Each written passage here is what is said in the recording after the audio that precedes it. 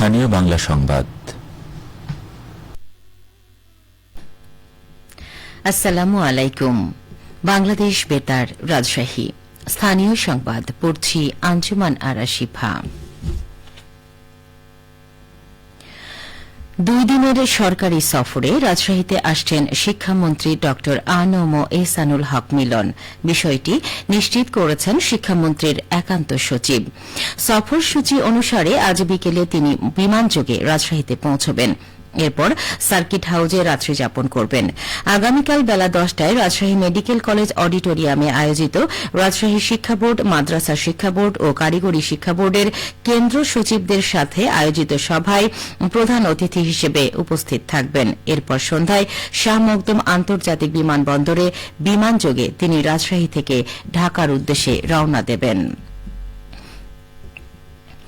বগুড়া 6 সদর আসনে উপনির্বাচনে বেসরকারিভাবে এমপি নির্বাচিত হয়েছেন ধানের শীষের প্রার্থী রেজাউল করিম বাদশা।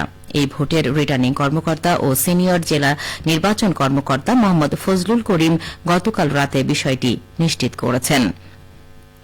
নির্বাচনে ধানের শীষ প্রতীকের রেজাউল করিম বাদশা 1,33,931 ভোট পেয়ে বেসরকারিভাবে জয়লাভ করেছে।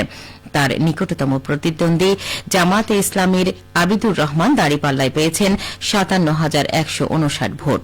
এছাড়াও স্বতন্ত্র প্রার্থী ফুলকপি প্রতীকের আলামিন তালুকদার পেয়েছেন 499 ভোট।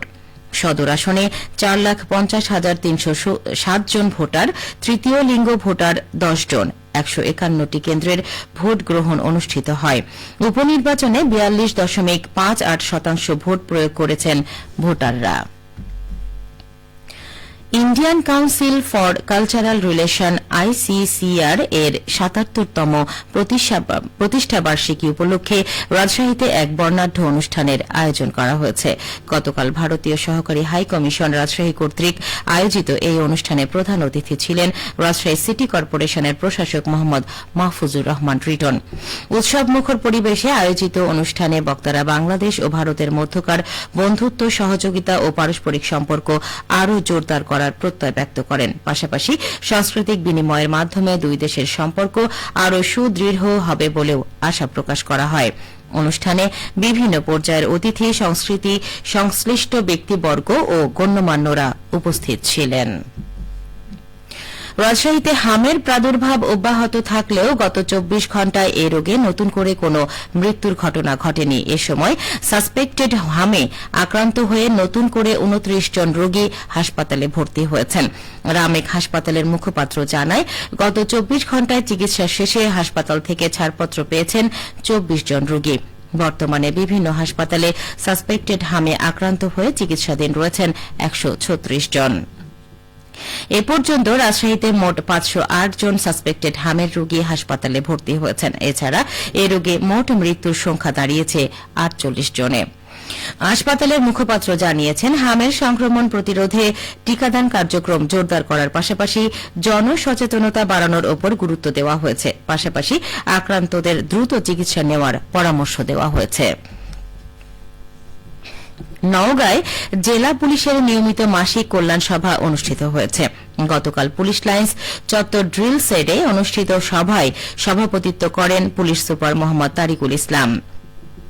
সভায় জেলা পুলিশের সদস্যগণের উদ্দেশ্যে পুলিশ সুপার বিভিন্ন দিক নির্দেশনামূলক বক্তব্য প্রদান করেন এবং প্রস্তাবিত বিভিন্ন কল্যাণমূলক প্রস্তাব অনুমোদনক্রমে বাস্তবায়নের সিদ্ধান্ত গৃহীত হয়।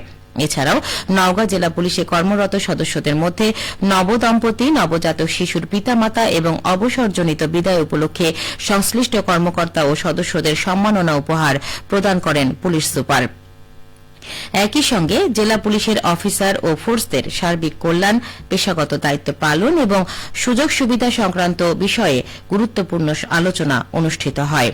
উক্ত সভায় জেলা পুলিশের ঊর্ধ্বতন কর্মকর্তাগণ, বিভিন্ন পর্যায়ের অফিসার ও ফোর্সগণ উপস্থিত ছিলেন।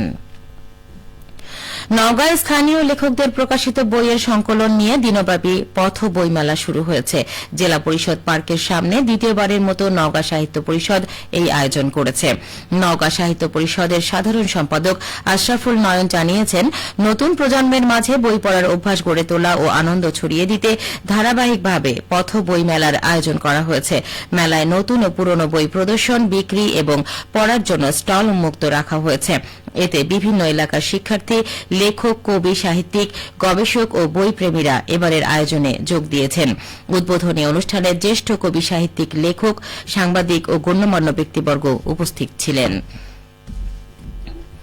নাটোরের লালপুরে অস্বাস্থ্যকর মাংস বিক্রি করার অপরাধে 10,000 টাকা জরিমানা ও 7 কেজি মাংস জব্দ করেছে ভ্রাম্যমাণ আদালত। গতকাল লালপুরে বাজারের বাবলু কসাইয়ের মাংসের দোকানে অভিযান চালিয়ে এই জরিমানা করেন উপজেলা সহকারী কমিশনার ভূমি ও এক্সিকিউটিভ ম্যাজিস্ট্রেট মোহাম্মদ আবির হোসেন। ভ্রাম্যমাণ আদালতের বিচারক মোহাম্মদ আবির হোসেন বলেন, পশু জবাই ও মাংসের মান নিয়ন্ত্রণ আইন ভঙ্গ করার অপরাধে জরিমানা করা হয় এবং জব্দকৃত মাংস ধ্বংস করা হয়েছে। সবশেষে আবহাওয়া। আজ দুপুর 12টায় রাজশাহীতে তাপমাত্রা ছিল 32 ডিগ্রি সেলসিয়াস। এ সময় বাতাসে আপেক্ষিক আর্দ্রতার পরিমাণ ছিল 31%। রাজশাহী ও পার্শ্ববর্তী এলাকায় আজ সূর্যাস্ত সন্ধ্যে 6:25 সংবাদ শেষ হল। আমাদের পরবর্তী সংবাদ দুপুর 2:05।